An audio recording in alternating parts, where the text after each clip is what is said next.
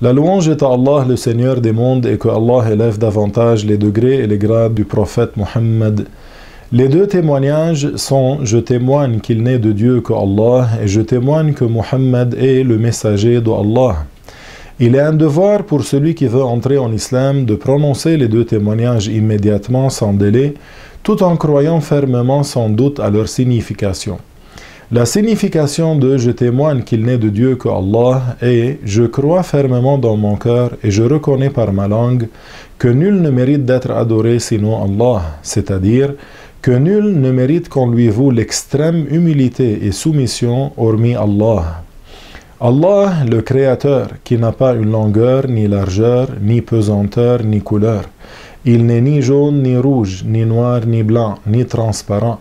Il n'a besoin de rien, il ne ressemble à rien. Il n'habite pas les cieux, ni les terres, ni le paradis, ni l'enfer. Il existe avant l'endroit sans endroit.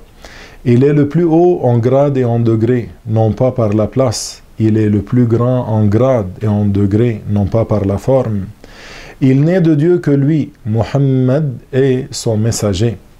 La signification de « Je témoigne que Muhammad est le messager d'Allah » est « Je crois fermement dans mon cœur et je reconnais par ma langue que notre maître Muhammad, fils de Abdullah, fils de Abdul Muttalib, fils de Hashim, fils de Abdou Manaf, de la tribu de Quraysh, est l'esclave de Allah et son messager envoyé à toute la création, hommes et djinns, arabes et non-arabes.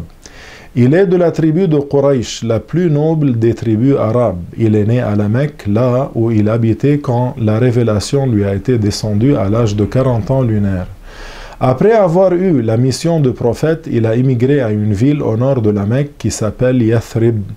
Il a changé son nom à Al-Madina. Il a vécu là-bas 10 ans, puis il était mort et enterré dans la maison de sa femme Aïcha, radiyallahu anha wa an abiha.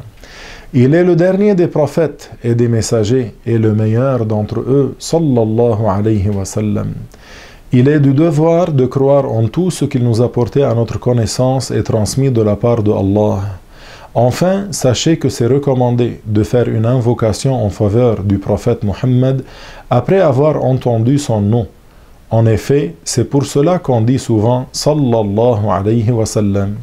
Cette phrase est une invocation en faveur du prophète qui signifie que Allah l'honore et l'élève davantage en degré et préserve sa communauté de ce qu'il craint pour elle. Suite à mes propos, je demande à Allah de nous accorder les bonnes intentions et d'augmenter notre science. Walhamdulillahi Rabbil Alamin.